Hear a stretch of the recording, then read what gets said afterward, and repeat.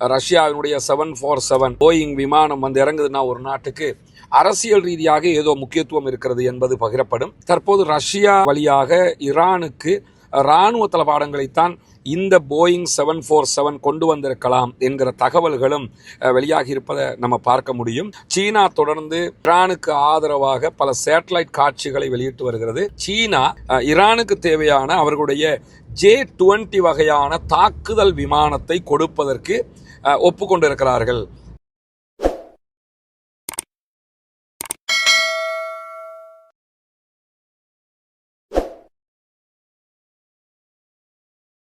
அஸ்ஸலாமு அலைக்கும் வரஹ்மத்துல்லாஹி வபரகாத்துஹு. அன்பிற்கினிய சகோதர சகோதரிகளை, நம் அனைவர் மீதும் ஏக இறைவனுடைய அமைதியும் கருணையும் உண்டாகட்டுமாக என்கிற உயரிய பிரார்த்தனைகளோடு பாலஸ்தீனத்தினுடைய காசா பகுதிகளில் இஸ்ரேலிய ஆக்கிரமிப்பு இராணுவம் 2 ஆண்டுகளுக்கு மேலாக நடத்தி வந்த ஒரு மாபெரும் யுத்த நிறுத்தமாக மாற்றப்பட்டு இன்றோடு 125வது நாளை அடைந்திருக்கக்கூடிய இந்த தருணத்தில் என்னவெல்லாம் நடக்கிறது, காசாவையொட்டிய பாலஸ்தீன நிலப்பரப்பிலும் ஈரான் அமெரிக்காவுக்கு இடையிலும் என்னவெல்லாம் நடக்கிறது என்கிற செய்திகளை தான் நம்ம இந்த வீடியோலையும் பார்க்க இருக்கிறோம். நான் வெளியூரில் இருக்கிற காரணத்தினால தான் வீடியோக்கள் இந்த வடிவத்தில் தரப்படுகிறது. இன்ஷா அல்லாஹ் நாளை முதல் வளமை போன்ற வீடியோக்கள் நம்ம தருகிற அந்த பழைய குவாலிட்டி மெத்தட்லேயே தந்துருவோம். இன்னைக்கு மாத்திரம் பொறுத்துக்கொள்ளுங்க என்கிற கோரிக்கைகளோடு இன்றைக்கு வெளியாகி இருக்கக்கூடிய முதன்மை தகவல்கள் பிரகாரம் ரஃபா பார்டருக்கு உள்ளே இருந்து, அதாவது காசா பக்கம் இருந்து ஈஜிப்டுக்கும் அல்லது ஈஜிப்ட் பக்கம் இருந்து காசாவுக்கும் தாங்கள் நிர்ணயித்த எண்ணிக்கையை தவிர வேறு யாரையும் அனுப்ப முடியாது என்கிறது இஸ்ரேல். அதே நேரத்தில் நிர்ணயித்த எண்ணிக்கையில் உள்ள மக்களையாவது நீங்கள் அனுப்பணும் என்கிற கோரிக்கையை தான் பாலஸ்தீன விடுதலை அமைப்பினர் விடுத்து கொண்டிருக்கிறார்கள். 200 பேரை நாங்கள் ஒவ்வொரு நாளும் 2 பக்கமும் அனுப்புவோம்னு சொல்லியிருக்கிறாங்க. 2 பக்கம்னு சொன்னால் காசாவிலிருந்து 150 பேரை வெளியேற்றுவோம், ஈஜிப்டில் இருந்து காசாவுக்குள்ள 50 பேரை தான் நாங்கள் அலௌடு பண்ணுவோம்னு சொல்லியிருந்தாங்க. ஆனால் இதுவரைக்கும் இதை கூட அவங்க நடைமுறைப்படுத்தலைங்கிறதுனால தான் அந்த கோரிக்கையை மீண்டும் மீண்டும் பாலஸ்தீன விடுதலை அமைப்பினர் முன்வைத்து வரக்கூடிய சூழலில் காசாவில் தொடர்ந்து இஸ்ரேலிய ஆக்கிரமிப்பு இராணுவம் தாக்குதல்களை நடத்தி வருகிறது. அந்த தாக்குதல்களை இன்றைக்கும் இதுவரைக்கும் 3 அப்பாவிகள் கொல்லப்பட்டிருக்கிறார்கள், ஷஹீதாகி இருக்கிறார்கள் என்கிற செய்திகளோடு படுகாயமடைந்தவர்களுடைய எண்ணிக்கை இதுவரைக்கும் வெளியிடப்படவில்லை என்பதையும் அல் ஜசீரா நமக்கு சொல்லக்கூடிய தகவல்களை நம்ம பார்க்க முடியும். இப்படியான ஒரு சூழலில் தான் மத்திய கிழக்கு ஒரு பதட்டம் நிறைந்ததாகவே இருக்கிறது. மத்திய கிழக்கில் அமெரிக்காவும் ஈரானும் ஒரு பேச்சுவார்த்தையை நடத்தி கொண்டிருந்தாலும் ஏற்கனவே அவங்க ஒரு பேச்சுவார்த்தை நடத்திக்கிட்டே இருக்கும்போது தான் இஸ்ரேல் ஈரான் மேலே தாக்குதல் நடத்தி ஒரு யுத்தமாக அதை மாற்றியிருந்தார்கள். அதே வடிவத்தில் தற்போதும் ஒரு யுத்தத்தை உண்டாக்குவதற்கு இஸ்ரேல் பல முயற்சிகளை செய்து கொண்டிருக்கிறது. இஸ்ரேலிய பிரதமர் பெஞ்சமின் நெத்தன்யாகு அமெரிக்காவுக்கு சென்றிருக்கிறார். அமெரிக்க அதிபரோடு 3 மணி நேரம் பேச்சுவார்த்தைகள் நடத்தி இருக்கிறார். இந்த பேச்சுவார்த்தைகள் எல்லாமே ஈரான் மீது நீங்கள் ஒரு தாக்குதலை நடத்த வேண்டும், அவர்களுடைய ஏவுகணை பலத்தை குறைக்க வேண்டும் என்பதுதான் அவருடைய பிரதானமான கோரிக்கையாக இருக்கக்கூடிய சூழலில் தான் ஈரானுக்கு ரஷ்யாவினுடைய மிகப்பெரிய சரக்கு விமானமாக அறியப்படக்கூடிய போயிங் 747 என்கிற விமானம் வந்திறங்கி இருக்கிறது. இந்த விமானத்தை பொறுத்தவரையில் ஒரு சரக்கு விமானமாக பார்க்கப்பட்டாலும் ரஷ்யாவுக்கும் இன்னொரு நாட்டுக்கும் இடையிலான அரசியல் தொடர்பாகவே இந்த விமானம் தான் பார்க்கப்படும். ரஷ்யாவினுடைய 747 போயிங் விமானம் வந்து இறங்குதுன்னா ஒரு நாட்டுக்கு அரசியல் ரீதியாக ஏதோ முக்கியத்துவம் இருக்கிறது என்பது பகிரப்படும். அதே நேரத்தில் இந்த விமானத்தில் நிறைய இராணுவ தளவாடங்கள், ஆபத்தை விளைவிக்கக்கூடிய குண்டுகள் சம்பந்தப்பட்ட விவகாரங்கள் இல்லாம டெக்னாலஜி சார்ந்த இராணுவ தளவாடங்களை இந்த விமானம் தான் சுமந்து வரும் என்கிற காரணத்தினால தற்போது ரஷ்யா வழியாக ஈரானுக்கு இராணுவ தளவாடங்களைத்தான் இந்த போயிங் 747 கொண்டு வந்திருக்கலாம் என்கிற தகவல்களும் வெளியாகி இருப்பதை நம்ம பார்க்க முடியும். இதே நேரத்தில் USS ஆப்ரஹாம் லிங்கன் என்கிற அமெரிக்காவினுடைய போர் விமானம் தாங்கி கப்பல் அரபிக்கடலில் இருந்து சற்று முன்னேறி யமனுடைய எல்லைக்குள்ளே வந்திருக்கக்கூடிய தகவல்கள் வந்திருக்கிறது. ஆல்ரெடி யமனில் இருக்கக்கூடிய ஹவுதீஸுக்கும் அமெரிக்காவுக்கும் இடையில் ஒரு எழுதப்படாத ஒப்பந்தம் இருக்கிறது. நாங்கள் உங்களை தாக்க மாட்டோம், நீங்கள் எங்களை தாக்கக்கூடாது, எங்களுக்கு இஸ்ரேலுக்கு தான் பிரச்சனைங்கிறது அவருடைய ஒப்பந்தமாக இருக்கக்கூடிய சூழல்ல தற்போதைய நிலையில ஈரானுடைய அச்சுறுத்தல்கள் இருக்கிறது என்று சொல்லக்கூடிய அமெரிக்கா, ஈரானை தாக்கப் போகிறோம் என்று சொன்ன அமெரிக்கா இப்போது எங்க வந்து நிற்கிறாங்கன்னு சொன்னா சம்பந்தப்பட்ட எல்லையை கொஞ்சம் தாண்டி ஈரான்ல இருந்து அவங்க 1500 கிலோமீட்டர் பின்னாடி போயிட்டாங்க. போனவங்க யமனுடைய பார்டருக்குள்ள நிற்கக்கூடிய செய்திகள் இன்றைக்கு வெளியாகி இருக்கக்கூடிய சூழல்ல தான் இதுவரைக்கும் அமெரிக்காவினுடைய MQ-9 வகையான ஆளில்லா விமானங்கள் 23 விமானங்களை ஹவுதீஸ் சுட்டு வீழ்த்தி இருக்கிறாங்க என்கிற செய்திகளையும் இன்றைக்கு ஹவுதீஸ் வெளியிட்டிருப்பதை நம்ம பார்க்க முடியும். ஏன்னா நீங்கள் எங்களை சாதாரணமாக எடை போட்டுறாதீங்க, நாங்கள் என்னையெல்லாம் உங்களுக்கு அழிவு தந்திருக்கிறோங்கிறது. MQ-9 வகையான ஆளில்லா விமானம்ங்கிறது 35,000 கிலோமீட்டருக்கு மேலே நின்று உளவு பார்க்கக்கூடிய ஒரு விமானமாக பார்க்கப்படுகிறது, ஆளில்லா விமானமாக பார்க்கப்படுகிறது. அதை சுட்டு வீழ்த்த முடியாது, ரேடாருக்கு சிக்காது என்று சொன்ன நிலையில தான் இதுவரைக்கும் 23 விமானங்களை சுட்டு வீழ்த்தி இருக்கிறது சவுத் ஈஸ்ட் குழு என்கிற செய்திகளும் வெளியாகி இருக்கக்கூடிய நிலையில திடீரென நேற்றைய தினம் சில சேட்டலைட் இமேஜ்கள் பரவுறதை நீங்க பார்த்திருப்பீங்க. சீனா தொடர்ந்து ஈரானுக்கு ஆதரவாக பல சேட்டலைட் காட்சிகளை வெளியிட்டு வருகிறது. அதுல ஒரு குறிப்பிடத்தக்க காட்சியாக அவங்க வெளியிட்டிருக்கக்கூடிய ஒன்று என்னன்னு கேட்டா, ஜோர்தான்ல அமெரிக்காவினுடைய போர்சஸ் எந்த இடங்கள் எல்லாம் தேட் நிறுவி இருக்கிறாங்கிறத அவங்க அறிவிச்சிருக்கிறாங்க. தேடுங்கிறது அமெரிக்காவினுடைய உயர் ரக ஏவுகணை தடுப்பு சிஸ்டமாக அறியப்படுகிறது. இப்போ இஸ்ரேலை பொறுத்தவரை அயன் டோம் வச்சிருக்கிறாங்க, ஏரோ சிஸ்டம் வச்சிருக்கிறாங்க. இது எல்லாமே பாலஸ்தீன விடுதலை அமைப்பாலேயே தோல்கடிக்கப்பட்டு விட்டது. அவங்க அது ஃபெயிலியருங்கிறது உணர்ந்ததுக்கு அப்புறம் தான் அமெரிக்கா தேர்டு சிஸ்டத்தை கொடுத்துருந்தாங்க.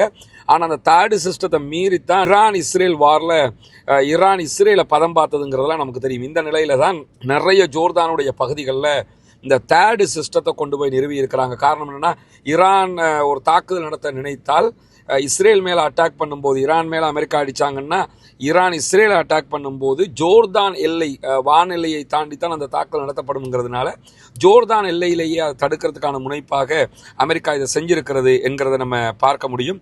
அதை தாண்டி இன்றைக்கு வெளியாக இருக்கக்கூடிய இன்னும் ஒரு முக்கியமான செய்திகளில் இஸ்பஹான் அணு மின் நிலையம், இது அமெரிக்காவினுடைய தாக்குதலுக்கு உள்ளாக்கப்பட்ட ஒரு அணு மின் நிலையம். அமெரிக்கா இங்கே தான் ஈரான் யுரேனியத்தை செறிவூட்டுறாங்கன்னு சொல்லி இந்த இடத்துலையும் அதே போன்று இன்னொரு இடத்துலையும் தாக்குதல் நடத்து. இந்த இஸ்பஹான் அணு நிலையத்தை நம்ம எடுத்துக்கிட்டோம்னு சொன்னால் இதில் 3 சுரங்க பாதைகள் இருந்தது. இந்த 3 சுரங்க பாதைகள் அடையாளம் காணப்பட்டிருந்தது. இது வழியாகத்தான் இஸ்பஹானுடைய அந்த அணு நிலையத்துக்குள்ளே போக முடியும் என்று சொன்னையில் இன்றைக்கு வெளியாக இருக்கக்கூடிய சேட்டலைட் இமேஜ்கள் பிரகாரம், அமெரிக்காவினுடைய நியூயார்க் டைம்ஸ் வெளியிட்டு இருக்கக்கூடிய செய்திகள் பிரகாரம், இந்த இஸ்பஹானுடைய அணு நிலையங்களுக்கு போகக்கூடிய வழி இருக்குது இல்லையா, சுரங்கப்பாதைகள், இந்த சுரங்கப்பாதைகள் 3மே அடைக்கப்பட்டிருக்கிறது, மொத்தமாக க்ளோஸ் பண்ணியிருக்கிறாங்க. தெற்கு எல்லை வழியாக ஒரு பாதை இருந்தது, அந்த பாதை இருந்த இடமே தெரியாமல் இருக்கிறது என்று இன்றைக்கு அந்த சேட்டலைட் இமேஜ்கள் தகவல் சொல்றதை பார்க்க முடியும். இதுல இருந்து இஸ்பஹானுடைய அணு நிலையத்துக்குள்ள போகிற வேறு ஏதோ ஒரு ரகசிய பாதையை ஈரான் தயாரித்திருக்கிறது, வளமையான பாதையில போக முடியாது என்கிற செய்திகள் தான் தெரிய வருகிற. அதே நேரத்தில் செறிவூட்டப்பட்ட யுரேனியம் இஸ்பஹானுடைய அந்த அணு நிலையத்துக்குள்ளேயும் இருக்கலாம். ஒரு யுத்தம் என்று வந்துட்டு வான்வழி தாக்குதல் ஊடாகவும் எந்த இடத்துக்கு அட்டாக் பண்றதுங்கிறத அவங்க அடையாளம் காண முடியாது. அதே நேரத்தில் தரை வழியாக உள்ள நுழைஞ்சா கூட யுரேனியத்தை செறிவூட்டப்பட்ட யுரேனியத்தை வெளியில எடுத்துக்கிட்டு வர்றதுக்கு அவங்களுக்கு உள்ள போக முடியாம போயிடும் என்கிற ஒரு கன்ஃபியூஷனை உண்டாக்குறதுக்காக வேண்டிய ஈரான் இந்த காரியத்தை பார்த்திருக்கிறது என்கிற செய்திகளும் இன்றைக்கு வெளியாகி இருக்கிற. அதே நேரத்தில் ஒரு சூப்பர் செய்தியாக வெளியாகி இருக்கக்கூடிய இன்னும் ஒரு செய்தி என்னன்னு கேட்டா, சீனா ஈரானுக்கு தேவையான அவர்களுடைய J-20 வகையான தாக்குதல் விமானத்தை கொடுப்பதற்கு ஒப்புக்கொண்டிருக்கிறார்கள். குறிப்பாக உலகத்திலேயே மிக பயங்கரமான தாக்குதல் விமானமாக பார்க்கப்படுவது F-35 விமானங்கள், அதே போன்று F-16 வகையான விமானங்கள். F-35 விமானங்களை பொறுத்தவரை இது மத்திய கிழக்கில் இஸ்ரேலை தவிர யார்ட்டையுமே கிடையாது. F-15 வகையான விமானங்கள் ஆல்ரெடி பஹ்ரைன், ஜோர்டான் இது மாதிரி நாடுகளிடத்தில் இருக்குது. அதே போன்று பாகிஸ்தான் வச்சுக்கிட்டு இருக்கிறாங்க. ஆனால் ஒப்பந்தத்தோட பாகிஸ்தான் தாக்குதல் நடத்தும் போது இந்தியாவுக்கு தாக்குதல் நடத்தக்கூடாது, அதை வச்சு இந்தியாவுக்கும் அவனுக்கு தான் பிரச்சனை. ஆனால் இந்தியாவுக்கு தாக்குதல் நடத்தக்கூடாது ஒப்பந்தத்தில் அவன் கொடுத்துருப்பான். இந்த மாதிரி F-15 வகையான விமானங்கள் இருந்தாலும் F-35 விமானங்கள் இஸ்ரேலை தவிர யார்ட்டையுமே கிடையாது. அப்படி இருக்கும்போது இப்போ சவுதி அரேபியா அமெரிக்காவோட ஒரு ஒப்பந்தம் போட்டிருக்காங்க, எனக்கு F-35 விமானம் தரணும்னு சொல்லி அவங்களும் அதுக்கு ஒப்புக்கொண்டு இருக்கிறாங்க. இஸ்ரேலை நீங்கள் தாக்கக்கூடாது என்கிற மாதிரியான சில ஒப்பந்தங்களை பொறுத்து அது கொடுக்கப்படுகிறது என்கிற செய்திகளை நம்ம ஆல்ரெடி பார்த்துருக்கிறோம். இப்படியான சூழலை F-35 விமானங்களுக்கு ஈடு கொடுக்கக்கூடிய F-35 விமானங்களை விட தொழில்நுட்ப ரீதியாக வல்லமை படைத்ததாக பேசப்படக்கூடியதான் J-20 வகையான சீனாவினுடைய விமானங்கள். இந்த விமானங்கள் F-35 விமானங்களை எதிர்த்தாக்குதலும் நடத்தும். அதே போன்று F-35 விமானங்களுக்கு நிகராக இலக்கை சென்று தாக்குதல் நடத்தி அளிக்கக்கூடியது. சீனா இதைத்தான் பயன்படுத்துறாங்க, J-20 வகையான விமானங்கள். ரஷ்யா வித்தியாசமா இன்னொன்றையும் பயன்படுத்துறாங்க. ஏன் F-35 விமானங்கள் ரொம்ப பிரபலமாக இருக்குதுன்னா, அமெரிக்கா தானே எல்லா இடத்துலையும் தாக்குதல் நடத்துறான், சீனா அங்கேயும் போய் தாக்குதல் நடத்தினது கிடையாது, அதனால அது பிரபலம் கிடையாது.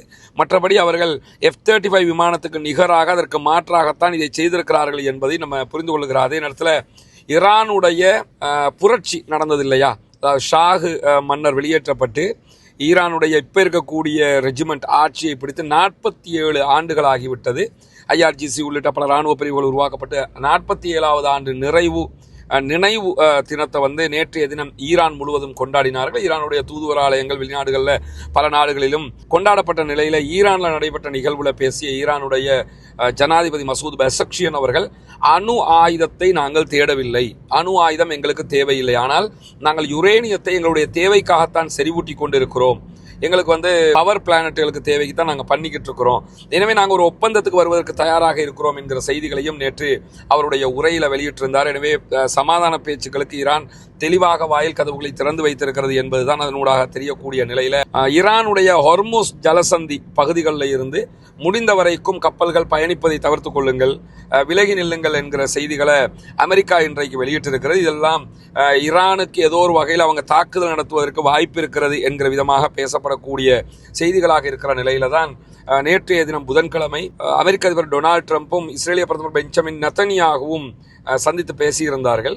பேசுகிற போது 3 மணி நேரம் மூடிய அறைக்குள் தான் பேச்சுவார்த்தை நடைபெற்றது. வழமை மாதிரி பப்ளிக்ல மீடியாவை வச்சுக்கிட்டலாம் டொனால்டு ட்ரம்ப் பேசல. 3 மணி நேரம் இந்த பேச்சுவார்த்தை நடைபெற்றது. என்ன பேச்சுவார்த்தை முழுமையாக நடைபெற்றது என்கிற தகவல்கள் இதுவரைக்கும் மொத்தமாக வெளியாகவில்லை. ஆனால் 3 மணி நேர பேச்சுவார்த்தைகளை நடத்திட்டு வெளியே வந்து மீடியாக்களுக்கு பேசும்போது சுருக்கமாக டொனால்டு ட்ரம்ப் என்ன சொன்னாருன்னா, நாங்க ஈரானோட ஒரு பேச்சுவார்த்தையை தான் நடத்திக்கிட்டு இருக்கிறோம், ஈரான் எங்களோடு சாதகமான பேச்சுவார்த்தை நடத்தும் என்று நாங்கள் எதிர்பார்க்கிறோம், எனவே அணு ஆயுதம் தொடர்பான ஒரு ஒப்பந்தம் எட்டப்படும் என்கிறத மட்டும்தான் அவர் சொன்னார்.